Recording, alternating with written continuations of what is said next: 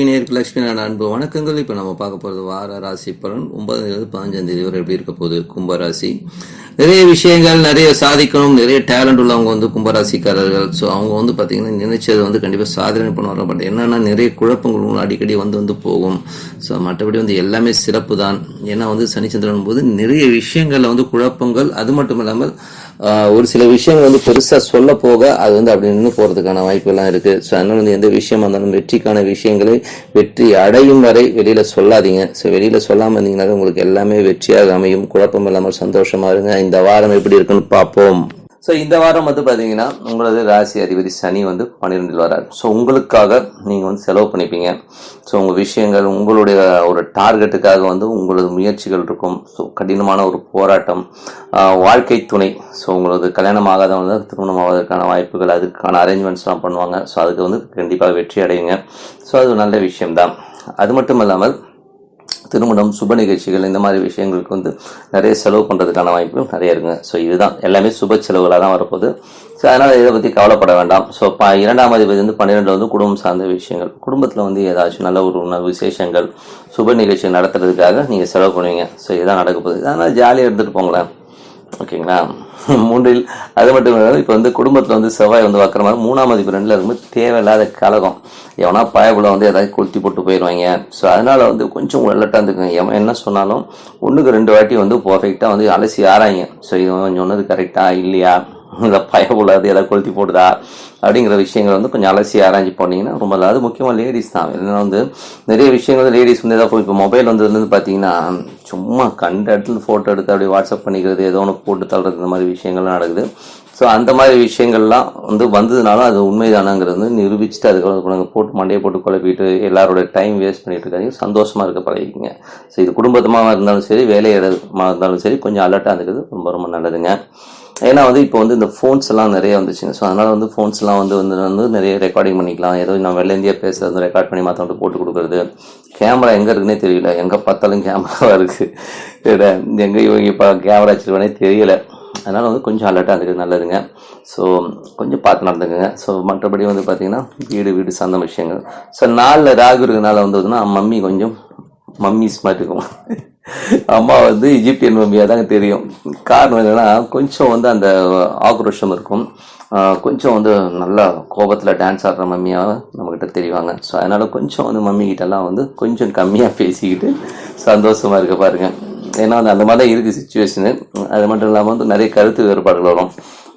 ஏதாச்சும் பக்கத்தில் போனால் நீ எதிராக வந்தேன்ற லெவலில் தான் பேசும். ஸோ அதனால் மம்மிக்கிட்ட கொஞ்சம் கம்மியாக பேசிட்டு சந்தோஷமாக மம்மி நல்லா இருக்கியான்னு சொல்லி ஃபோனில் பேசிட்டு வச்சுருக்கேன்.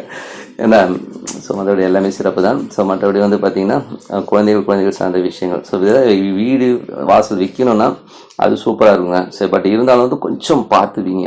ஏன்னா அது வக்கரமாக இருக்கனாலும் கொஞ்சம் டிலே ஆகிறதுக்கான வாய்ப்பு. 15ஆம் தேதிக்கு மேலே வீடு வாகனங்கள் விற்கிறதுக்கான வாய்ப்பு இருந்தால் கண்டிப்பாக விற்பதற்கான வாய்ப்பு ரொம்ப சிறப்பாக இருக்குது.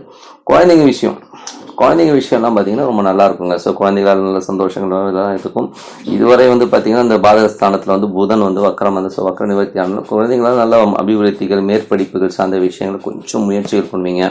அதில் பார்த்தீங்கன்னா பெரிய முயற்சிகள், பெரிய ஸ்ட்ரெயின் எடுக்கிற மாதிரியான விஷயங்கள்லாம் இருக்கும். ஸோ குழந்தைங்க படிப்பு விஷயத்தில் ரொம்ப ஸ்ட்ரெயின் எடுத்து சந்திக்கிறதுக்கான வாய்ப்புகள் நிறைய இருக்குது. குழந்தைங்க நிறைய விஷயத்தில் நமக்கு எகென்ஸ்டாக பேசுகிறாங்களோ அப்படிங்கிற எண்ணங்கள் அடிக்கடி போகும். ஸோ அதெல்லாம் கொஞ்சம் விட்டு கொடுத்து போங்க. குழந்தைங்கன்னா அப்படி தான் இருக்கும், வேறு வழி இல்லை. எல்லா குழந்தைங்களும் அப்படி தானே இருக்கும். மற்றபடி தொழிலாளர்கள் சம்பந்தமான விஷயங்கள் எல்லாம் பார்த்தீங்கன்னா கொஞ்சம் நல்ல விஷயங்கள், நல்ல மாற்றங்கள்லாம் இருக்குது. கொஞ்சம் பார்த்து அலர்ட்டாக இருந்துக்கணுங்க. காரணம் என்ன, அந்த 6ஆம் அதிபதி 12ஆம் அதிபதி கொஞ்சம் அலைச்சல்கள் ஜாஸ்தி இருக்கும், கொஞ்சம் டயர்ட்னஸ் இருக்கும். கூட வேலை செய்கிறவங்க கொஞ்சம் செலவு வைப்பாங்க. சும்மா சாதாரணமாக ஒரு வடை டீ வாங்கி சாப்பிட்லான்னு சொல்லிட்டு கேன்டீன் போவீங்க. அங்கே பார்த்தா ஒரு 4 பேர் வடை டீ வாங்கி சாப்பிட்டு பில் உங்கள் தலையில் கட்டுறதுக்கான வாய்ப்புகள் நிறைய இருக்குனால கொஞ்சம் உஷாராக இருந்துக்குங்க. இந்த மாதிரி செலவு தான் சொல்கிறதாரு. ஸோ அந்த மாதிரி விஷயங்கள் நடக்கும். கொஞ்சம் பார்த்து நடந்துக்குங்க. மற்றபடி கடன்கள் கேட்ட இடத்துல தான் கிடைக்கும். ஸோ ஒரு கடன் வாங்கி இன்னொரு கடன் கிடைக்கிறது, ஒரு கடன் அடைக்கிறதுக்கான வாய்ப்பெல்லாம் ரொம்ப சிறப்பாக இருக்குது.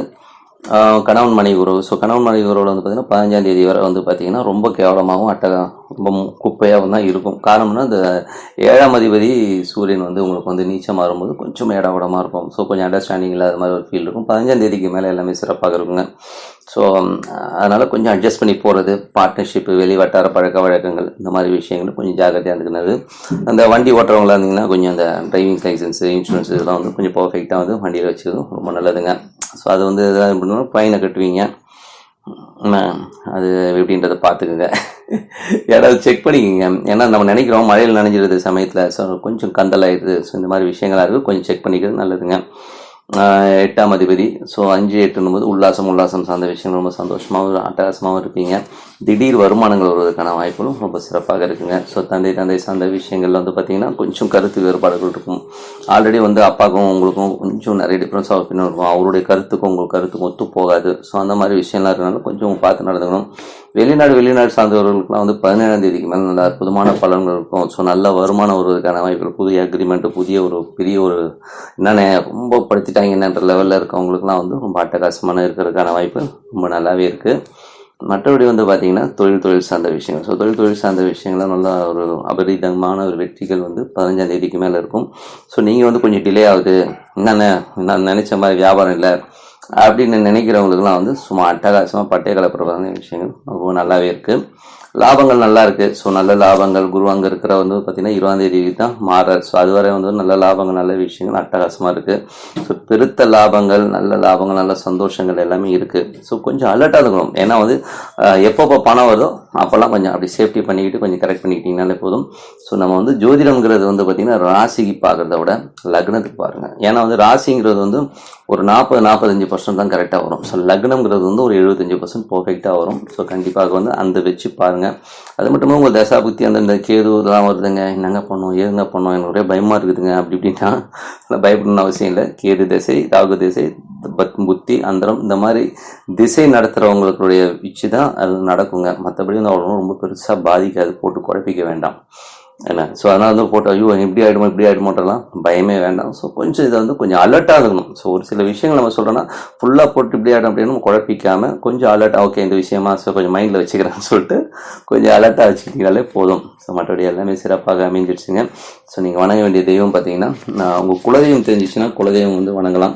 சப்போஸ் உங்களுக்கு குலதெய்வம் தெரியலன்னு வைங்களேன், ஹரிகரசூதன் ஐயப்பன் எப்படி வணங்கணும், காலைல எழுந்து ஒரு ப்ரஷ் பண்ணிவிட்டு ஒரு அமைதியான இடத்துல உட்காந்து மூஞ்சி கழிட்டு, இப்போ வந்து ஒரு குலதெய்வம் வந்து கருப்பணசாமின்னு வச்சுப்போமே. ஸோ கருப்பணசாமி உள்ளுக்குள்ளே வந்து கருப்பணசாமி வரணும். ஸோ அந்த மாதிரி பண்ணி பாருங்கள், அட்டகாசமான வாழ்க்கை சூப்பராகவே இருக்குங்க. ஸோ இந்த வாரம் என்னென்ன விசேஷங்கள் இருக்குன்னு பார்ப்போம். 11ஆம் தேதி அன்றைக்கி ஏகாதசி அன்றைக்கி இந்த வயிற்றுக்கு கொஞ்சம் ரெஸ்ட்டு கொடுத்துருங்க. ஸோ வயிற்றுக்கு கொஞ்சம் ரெஸ்ட் கொடுங்க. ஏன்னா தீபாவளிக்கு நிறைய சாப்பிட்ணும். ஸோ நல்லா ஸ்வீட்ஸ்லாம் சாப்பிட்ணுன்னா ஏகாதசி 11ஆம் தேதி ஒரு ரெஸ்ட்டு கொடுத்துட்டிங்கன்னா கொஞ்சம் வயிறு கொஞ்சம் ஃப்ரீ ஆயிரும். மற்றபடி வந்து பார்த்திங்கன்னா இறைவனோடு சேர்ந்து இந்த விரதம் இருக்கும்போது அற்புதமான பலன்கள் கண்டிப்பாக கிடைக்குங்க. ஸோ இருந்து பாருங்கள், அடுத்த நாள் தெரியும் நம்ம வயிற்றுக்குள்ளே இவ்வளோ குப்பை இருந்ததா, ஐயோ என்னடா அது அப்படிங்கிற மாதிரி இருக்கும். மற்றபடி வந்து அந்த உடல்நலம் கம்மியானவங்க, அந்த சுகர் மாத்திரை எடுக்கிறவங்க, ப்ரெஷர் மாத்திரை எடுக்கிறவங்களாம் வந்து இந்த விரதம் இருக்காதீங்க. அதுக்கப்புறம் சைடு எஃபெக்ட் ஆச்சுன்னா சோசியல் சொன்னான்னு சொல்லிட்டு அப்புறம் நம்மளை தேட விட்டுறாதீங்க, நான் இப்பயே சொல்லிடுறேன். மற்றபடி வந்து பார்த்திங்கன்னா 12ஆம் தேதி அன்றைக்கி பிரதோஷங்க. தோஷங்களை விளக்குறது வந்து பிரதோஷம். ஏதாச்சும் நம்ம அப்பேன், தாத்தேன், முப்பாட்டேன் எவனாச்சும் வந்து எல்லாம் இட விட பண்ணதெல்லாம் நம்ம தலையில் இறங்கியிருக்கோம். இது வந்து அப்பா சைட்லையும் இருக்கும், அம்மா சைட்லையும் இருக்கும். இதெல்லாம் உட்காந்து நொங்கெடுக்கிறதுங்கிறது வந்து ரொம்ப கஷ்டமான விஷயம். இது ஈஸியான பரிகாரம் என்னென்னா, நம்ம பிரதோஷத்துக்கு போனோமா ஏதோ ஒரு விபூதி பேக்கெட்டோ ஒரு பால் பேக்கெட்டோ இல்லை ஒரு பன்னீரோ ஏதோ ஒன்று வாங்கி கொடுத்துடலாம். ஸோ ஏதோ ஒன்று வாங்கி கொடுத்துட்டிங்கன்னா அவங்க அந்த அபிஷேகத்துக்கு போகும்போது நம்ம தோஷங்கள் வந்து படிப்படியாக உணர்வு போயிடுங்க. ஸோ இது வந்து நான் என் நண்பர்கள் வாழ்க்கையிலே நிறைய பேர் வாழ்க்கையில் பார்த்துருக்கேன். இது வந்து அன்னதானம் தான் பண்ணணும்னு அவசியம் இல்லைங்க. அபிஷேகத்துக்கான ஒரு விபூதி பேக்கெட்டு, நான் காலைல ஆஃபீஸ் போகிறேங்க, நான் காலைல ஆஃபீஸ் போனால் 7-8 மணி ஆகுது, நான் எங்கள் பிரதோஷத்துக்கு கொடுக்குறேன்னா காலையில் கொஞ்சம் சீக்கிரம் போயிட்டு ஒரு 7 மணிக்கு போய் கொடுத்துட்டு வந்துடலாம். ஸோ இல்லாட்டி வந்து வீட்டில் பக்கத்தில் இருக்க யார்கிட்டயா கொடுத்து இந்த விபூதி பேக்கெட்டை கொடுத்துருப்பா ஈஸ்வரன் கோயிலில் வந்து அபிஷேகத்தை வச்சுக்க சொல்லு, இல்லை பன்னீர் பாட்டில் கொடுக்குறது, இந்த மாதிரி விஷயங்களை பண்ணிட்டு வந்தீங்கனாலே போதும். வாழ்க்கையில் வந்து உங்கள் சந்ததி, உங்களுக்கு அடுத்த சந்ததியெலாம் வந்து சூப்பராக இருப்பாங்க. ஸோ இதெல்லாம் ஒரு சின்ன விஷயம் தானே. இதோ ஒரு பால் அபிஷேகம் வந்து ஒரு கோயிலில் போய் பண்ண போனீங்கன்னா 1500 ஆகும், 1500 2000 ஆகும். அதெல்லாம் வந்து ரொம்ப கஷ்டமான விஷயம். எல்லாராலும் பண்ண முடியுமா, இல்லை ரெகுலராக பண்ண முடியுமா? ஸோ இதெல்லாம் பண்ண முடியாது. ஸோ இந்த ஓமம் வளர்க்குறது, இந்த விஷயங்கள்லாம் நமக்கு வந்து ரொம்ப காஸ்ட்லியான விஷயம். ஸோ இந்த மாதிரி விஷயங்கள் பண்ணும்போது இந்த தோஷங்கள் நீங்கள் அற்புதமான பலன்கள் கண்டிப்பாக இருங்க. பண்ணி பாருங்கள், நம்பிக்கையோட பண்ணி பாருங்கள். அதுக்கப்புறம் 14ஆம் தேதி அன்னைக்கு தீபாவளி. எல்லோருக்கும் தீபாவளி நல்வாழ்த்துக்கள். பட்டாசுலாம் பட்டையை கலப்புற மாதிரி வெடிங்க, ஜாலியாக இருங்க, சந்தோஷமாக இருங்க, நல்ல ஸ்வீட்ஸ்லாம் சாப்பிட்டு அட்டகாசமாக இருக்கணும். மனதார வாழ்த்துக்கிறேன். எனக்கு ரொம்ப பிடிச்ச பண்டிகை தீபாவளி. ஸோ தீபாவளி அன்றைக்கி பார்த்தீங்கன்னா ஹாப்பியாக சந்தோஷமாக ஒரு புத்தாடை உடுத்திக்கிட்டு சந்தோஷமாக இருக்கணும். பட் எங்கள் காலகட்டத்தில் இருந்த ஒரு தீபாவளி பார்த்தீங்கன்னா, நான் சின்ன வயசில் இருந்த தீபாவளிகள்லாம் பார்த்தீங்கன்னா விடிய காலம் 4 மணிக்குள்ள ஏற்றி எண்ணெயை தேய்ச்சி குளிப்பாட்டி அப்படி 4-4:30 மணிக்குள்ள பட்டாசு வெடிக்க ஆரம்பிச்சிடும். ஸோ அதெல்லாம் சந்தோஷமான. இன்றைக்கி அது டிவி கல்ச்சர் வந்ததுலேருந்து அதெல்லாம் போயிடுச்சு. புது படம் பார்க்குறது அந்த பெப்பெல்லாம் போயிடுச்சு. படம் ரிலீஸ் ஆகும்னு நினைக்கிறேன். இந்த புது படம் பார்ப்போம். ஏதாவது படம் பார்க்க முடிஞ்சாலும் படம் பார்க்கலாம். சந்தோஷமாக இருங்க, ஹாப்பியாக இருங்க, நிறைய பட்டாசு வாங்குங்க. ஸோ பட்டாசு எதுக்கு வாங்கினா தீபாவளிக்கு மட்டும் வாங்கிக்காதீங்க. உங்கள் வீட்டில் குழந்தைங்க இருப்பாங்க, நிறைய குழந்தைங்க, நம்ம பர்த்டே, கார்த்திகை தீபம் எல்லாத்துக்கும் சேர்த்து பட்டாசு வாங்கி அப்பப்போ கொஞ்சம் கொஞ்சம் வெடித்து சந்தோஷமாக இருங்க. அந்த சமுதாயம் வாழும். ஸோ பட்டாசு தொழிலே நம்பி இருக்கிறவங்க வாழ்வாங்க. ஸோ கண்டிப்பாக பண்ணி பாருங்க. 15ஆம் தேதியிலேருந்து கந்த சஷ்டி விரதம். இந்த கந்த சஷ்டி விரதங்கிறது இந்த எதிரிகள் நிறைய பிரச்சனை பண்ணுறாங்க, ஐயோ மண்டே தின்றானுங்க அப்படின்ற மாதிரி இருக்கிறவங்க, ரொம்ப டார்ச்சர் பண்ணுறாங்க அப்படின்ற லெவலில் இருக்கவங்கலாம் இந்த கந்த சஷ்டி விரதம் இருக்குது ரொம்ப ரொம்ப நல்லதுங்க.